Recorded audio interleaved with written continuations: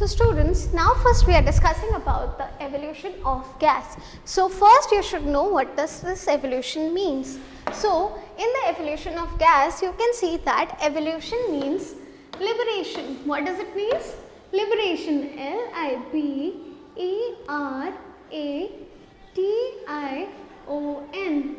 liberation, right? So here first we will see this example. So in this example, Zn is zinc, ZINC, zinc, plus we have taken the sulfuric acid, which is diluted sulfuric acid. Sulfuric acid is an acid which is a little harmful. So here we have diluted it. Diluted means we have added little amount of water into that. When we are mixing these two chemicals, that time there will be a liberation of energy, or you can call it as a gas.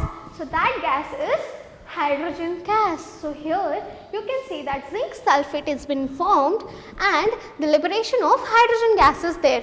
So same way, now let's see the second example. In the second example, I have taken sodium nitrate. What is this? This is sodium nitrate, N-I-T-R-A-T-E. Okay, now this sodium nitrate is a type of chemical. Now this chemical, when I heat it, that time you will see a kind of gas coming out of it. That gas is oxygen gas. So here the gas which is coming out is oxygen, and after the conversion of nitrate, it will get converted to nitrite. So what is the spelling? It will be sodium nitrite, N-I-T-R-I-T-E, nitrite, right? So here you can see that reaction. So after that there is one more thing. So whenever you are taking this type of reaction, now you can see here, now this what is happening here. So first it was whitish in color. So when it get heated, it get converted into a yellowish flame, and here you can see that one kind of gas is getting liberated. So this is an example of liberation of gases, right? Now let's come to the second one. So in the second one is change in the color. So here we have taken what? We have taken copper carbonate. Cu is copper and CO3 is carbonate. So this copper carbonate is green in color. So see in the diagram here, here you can see that green color, when it is getting heated, it get converted into black color. So that black color is copper, or you can call it as copper oxide. Oxide is always black in color, students, okay? And here also there is a liberation of energy, that is CO2. CO2 is what? Akshay, you tell me. CO2 is carbon dioxide. So here when you are seeing the reaction, this green color will get converted into copper oxide, which is black in color, with the liberation of carbon dioxide. Same way, come to the next reaction. In this reaction you can see lead nitrate. What is this? Lead nitrate. When lead nitrate is a aqueous solution. Aqueous solution is, it's a colorless solution, white in color. So this solution, when they are pouring it into a heated form, now when they are converting it, it will get converted into yellow color. So this here you can see the yellowish color, right? So this yellowish is nothing but it is the lead oxide. So here it was lead nitrate. When it getting heated, it gets converted to lead oxide with the liberation of nitrogen oxide and also the oxygen gas, right? So here this is also change in the color. So now let's come to the third process. Third is formation of precipitate. So precipitate, what I said was, it is a semi-solid type. So in this semi-solid, first we have taken AgNO3. So AgNO3 is what? AgNO3 is silver nitrate. Ag is silver, NO3 is nitrate. And after that we have taken sodium chloride. Sodium chloride is what?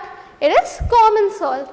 Now this, when we add together, these both are colorless solutions. When we are adding it together, it forms a curdy white precipitate. So here you can see little whitish, right? This is due to the adding of both these solutions. And here you can see the displacement which is taking place. Here, now see the displacement how it is taking place, kids. Here, this Ag will get combined with this, and NO3 will get combined with sodium, and finally the products which you are getting is AgCl, which is the precipitate, that is silver chloride, plus NaNO3. NaNO3 is again a colorless solution. So NaNO3 is known as sodium nitrate. Students, NO3 is always as nitrate. Okay. Now let's come to the second reaction. In the second reaction, here you can see that sodium hydroxide, NaOH, sodium hydroxide when it is a colorless solution, and you are taking ferrous sulfate, FeSO4. Ferrous sulfate is light green in color. Okay.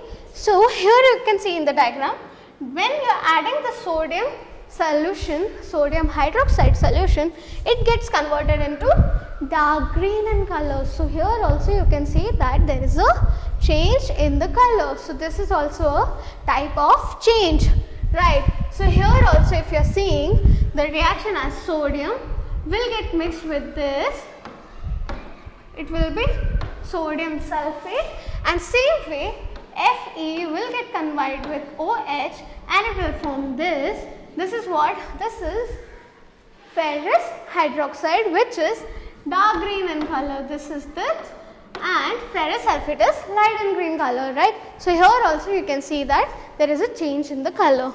So now let's come to the next reaction.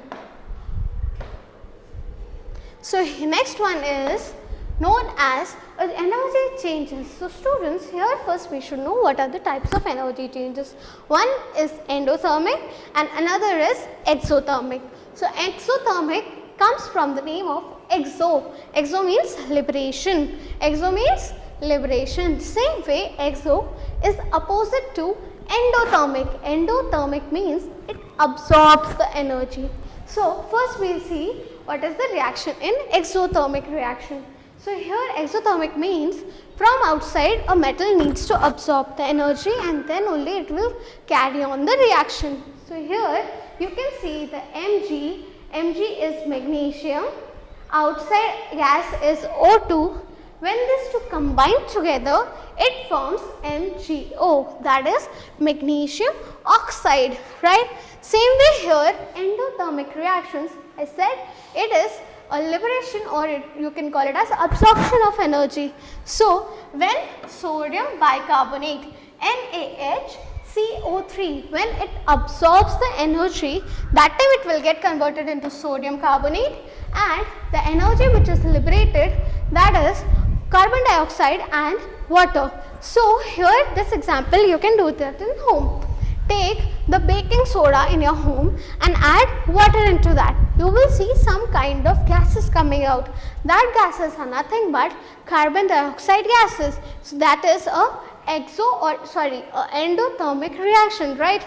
So now let's come to the fourth topic, that is change in state. So I told you already kids, whenever a change of state is taking place, it needs the absorption of energy or it needs the exertion of energy. Exertion means removal of energy, right?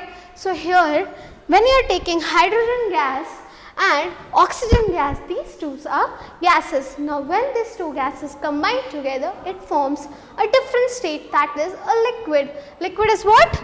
H2O. So here H2O is in a different state, right? So here the change of state is happening. Now let's come to the final one. So in this you have understood whatever we have talked about, right? So now let's see here. So here in change of state, what you can see that again in change of state, when you are taking ammonia, ammonia is a type of gas, okay? When ammonia gas and hydrochloric gas, hydrochloric gas is also known as hydrogen chloride gas. Now when this reaction is happening, that time it will combine together and it will form ammonium chloride. Ammonium chloride is generally in solid form, and this reaction is also a reversible reaction. How means? Here when this solid ammonium chloride is heated back again, it will start liberating the gas. That is why it is also known as a reversible reaction, right? Now, I hope you have understood whatever types of reactions we have discussed. So, now let us discuss about the difference between the physical and chemical changes. So, a chemical change is change in which a new substance has been formed. What is happening? Always here in physical change, no new substance will be formed. Same way, here the physical property only gets changed. It is a reversible reaction. Then the composition of the matter does not change, that is, even after heating, water remains as water, it does not change. Same way, it is not occupied or accompanied by a type of heat reaction, that is, let it be a small heat of absorption or liberation, the heat will be there, but not in a large amount. And last is freezing of water. So, here example is freezing of water. So, students, now let us discuss about the chemical changes. So, in chemical changes you will see that more than one new substance will be formed. A chemical substance, always a new substance is formed, right? And here the change in chemical properties will take place. It is an irreversible reaction. The composition of these particular elements will keep on changing, and it needs a large amount of heat absorption or liberation, that we have discussed as exothermic or endothermic reactions, right? And last, here you can see the example is burning of wood, right? Students, I hope you have enjoyed the session. I hope that you people are safe at home, study properly, go through all the study material which I have attached here in the description box, and I hope you have done a very good job while studying at home. Let's meet the next time. Bye bye.